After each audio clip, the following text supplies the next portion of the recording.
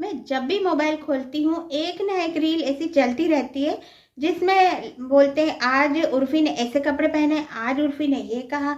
एक वीडियो था उसमें मैंने देखा कि उर्फ़ी जी अपने कपड़ों के बारे में बोल रही हैं किसी से, किसी ने उन्हें कमेंट करा कि आज तो ढंग के कपड़े पहन के आ गई। तो उर्फ़ी बोलती है कि आज के बाद किसी लड़की के कपड़ों पे कमेंट मत करना।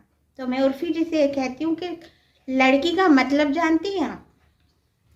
एक मिडिल क्लास या बहुत ही पुअर क्लास की जो लेडीज़ रहती है, अगर वो ट्रेन में या बस में कहीं सफ़र कर रही होती है और अचानक से उसके बच्चे को भूख लग जाती है, तो वो अपने बच्चे को वहीं ट्रेन में दूध पिलाती है और अपना आँचल ढक लेती है और अपनी आँखें नीचे करके बैठी रहती है, ये सोचती है लोग मुझे देख रहे होंगे तो मेरे बारे में क्या सोच रहे होंगे। ये होती है लड़की। ये नहीं कि आपकी तरह पूरे अधनंगे कपड़े पहन के सड़कों पे घूम रही है। आप कपड़ों का दिखावा या फैशन का दिखावा नहीं कर रही हैं, आप अपनी बॉडी का दिखावा कर रही हैं। आपके पास इतना पैसा होता है या आप इतने हाई सोसाइटी के हैं तो आप पार्लर में जाके अपनी बॉडी में पॉलिश करवाते रहते हैं और महंगे से महंगे कपड़े पहनते रहते हैं। तो आप तो ऐसे कपड़े पहनने लगी कि पन्नियाँ लपेट रही हैं, फटे फटे कपड़े पहन के घूम रही हैं।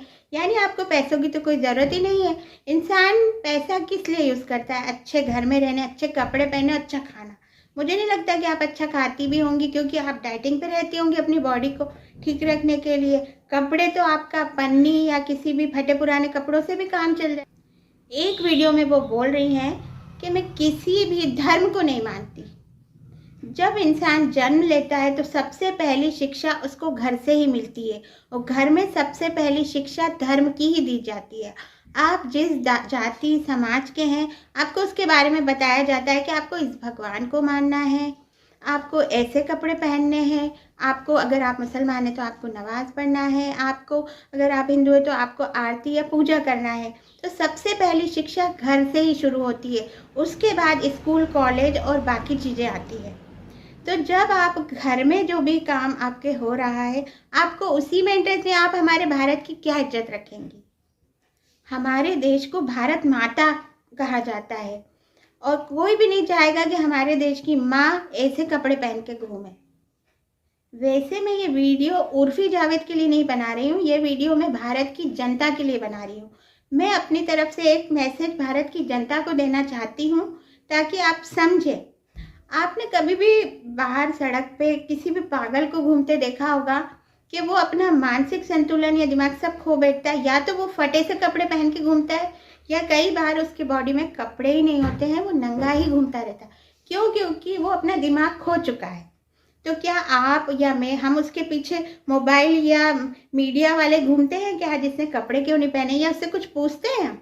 इसी तरह जब उर्फ़ी जावेद ऐसे फिजूल से कपड़े पहन के घूमती है, सारे मीडिया वाले उसके पीछे घूमते हैं और सब अपना मोबाइल ले लेके उसके आगे पीछे घूमते हैं और मैडम मैडम करते रहते हैं। वो पागल है क्या? आप पागल हैं। आप समझिए कि वो पागल है, वो हमारे देश में अश्लीलता फैला रही है और आप सब उसका साथ दे रहे हैं। वो अपने आप सुधर जाएगी कि अगर हम उसको बिल्कुल वैल्यू ना दें। वो कुछ भी कपड़े पहन के घूमे, हम उसके सामने मोबाइल लेके नहीं जाए, मीडिया वाले उसके सामने बिल्कुल नहीं जाए। कोई मैडम को मैंने देखा है कि वो उसके लिए केस लड़ रही हैं कि भैया ये ऐसे कपड़े पहनती हैं, वो केस कोई वकील बोल रही है कि नहीं मैं उसको अरे उसको क्यों इतनी वैल्यू दे रहे हो? उसको बिल्कुल वैल्यू मत दो, वो कुछ भी करे, वो एक पागल की तरह अपने देश में घूमती रहे, आप उसको पागल समझ के छोड़ दीजिए। यहाँ तक कि उसके ड्राइवर है, उसके बॉडी गार्ड है, अरे उसकी बॉडी को कपड़ों की ज़रूरत है, बॉडी के गार्ड की ज़रूरत नहीं है। आप उसे छोड़िए और कहीं और जॉब करिए। अगर आप कमा ही रहे हैं, आपको लगता है कि उससे हमें पैसा मिल रहा है, तो 2-3 हज़ार कम सही और कहीं भी आपको जॉब मिल जाएगी। आप सब जो उसके घर में काम करते हैं उसे छोड़िए।